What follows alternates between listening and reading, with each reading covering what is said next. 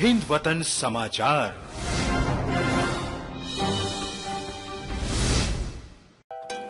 लखनऊ पहुंचे रक्षा मंत्री राजनाथ सिंह। लखनऊ एयरपोर्ट से सीधे पहुंचे हज हाउस। मुख्यमंत्री योगी आदित्यनाथ भी पहुंचे हज हाउस। रक्षा मंत्री राजनाथ सिंह और उत्तर प्रदेश के मुख्यमंत्री योगी आदित्यनाथ हज हाउस में बने हॉस्पिटल का कर रहे हैं निरीक्षण। हज हाउस में बने 255 बेड के हॉस्पिटल का कर रहे हैं निरीक्षण। संबंधित अधिकारियों से ले रहे हैं जानकारी। हॉस्पिटल में 25 वेंटिलेटर, 100 HFNC, 130 ऑक्सीजन बेड उपलब्ध। राज्य सरकार व HAL के सहयोग से तैयार किया गया है कोविड हॉस्पिटल। हॉस्पिटल में भर्ती लोगों की जानकारी परिजनों को हेल्प डेस्क द्वारा कराई जाएगी उपलब्ध। परिजन हॉस्पिटल में भर्ती रोगियों की जानकारी दोपहर 3 बजे से शाम 5 बजे तक ले सकेंगे। आदरणीय प्रधानमंत्री जी का और माननीय रक्षा मंत्री जी का,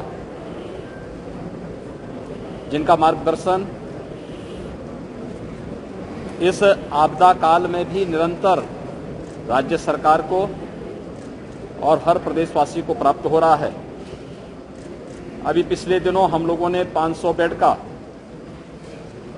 DRDO की मदद से एक हॉस्पिटल अवध शिल्प ग्राम में प्रारंभ किया था। कल ही वाराणसी में 750 बेड का एक hospital, Covid hospital, dedicated Covid hospital level 3 स्तर का कोविड हॉस्पिटल वाराणसी में प्रारंभ हुआ है और आज 255 बेड का डेडिकेटेड कोविड हॉस्पिटल HAL की मदद से लखनऊ में फिर से प्रारंभ हो रहा है। इसके अलावा प्रदेश के अंदर प्रधानमंत्री केयर फंड से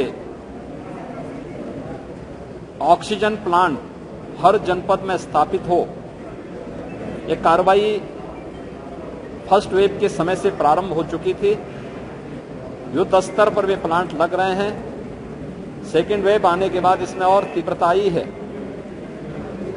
प्रदेश के अंदर सभी 75 जनपदों में आज PM केयर फंड से,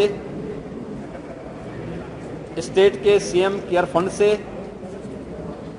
गन्ना विभाग के द्वारा, स्वास्थ्य विभाग, चिकित्सा शिक्षा विभाग और CSR से, जिसमें DRDO भी हमें बड़ी मदद कर रहा है, 300 ऑक्सीजन प्लांट हम लोग अलग अलग जनपदों में स्थापित कर रहे हैं। भारत सरकार के सहयोग के लिए और खासतौर पर रक्षा मंत्रालय के द्वारा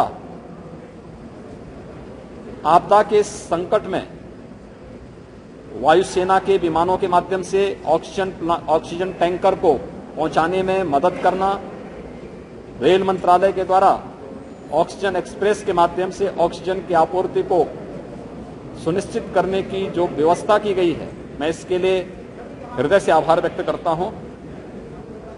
प्रदेश के अंदर पिछले 10 दिनों में 94,000 एक्टिव केस कम हुए हैं।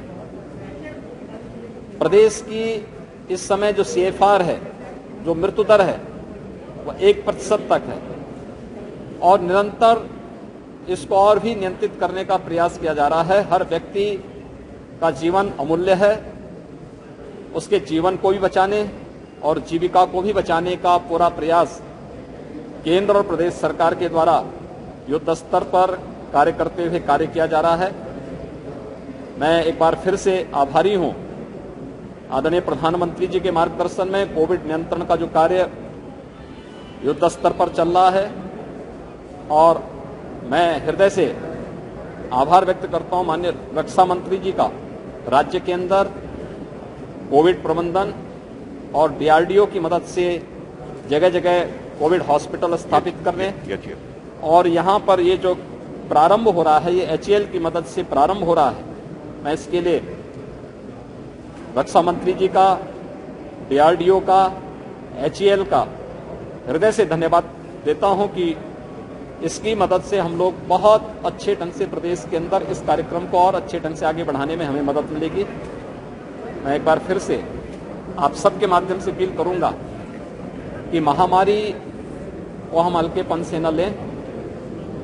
कोविड नियंत्रण के लिए केंद्र और प्रदेश सरकार ने जो गाइडलाइन जारी की है हम उसका पालन हर हाल में करें, ये आज के दिन पर बहुत महत्वपूर्ण है, क्योंकि उपचार से महत्वपूर्ण बचाव है और बचाव के लिए हर व्यक्ति को स्वयं भी इस दिशा में शासन की उस गाइडलाइन का अगर पालन कर लेंगे तो काफ़ी बड़ी मात्रा में हम लोग इस संक्रमण को रोकने और उसकी इस चेन को ब्रेक करने में हमें मदद मिलेगी। धन्यवाद। मुख्यमंत्री जी, थर्ड वेव के लिए हम लोग कितना तैयार हैं?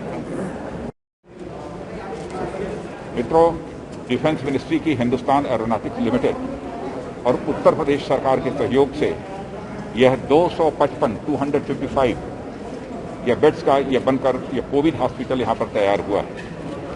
इसके पहले हमारे मुख्यमंत्री उत्तर प्रदेश योगी आदित्यनाथ जी ने DRDO का जो लगभग 500 बेड का जो कोविड हॉस्पिटल बना है उसका भी उन्होंने लोकार्पण किया था।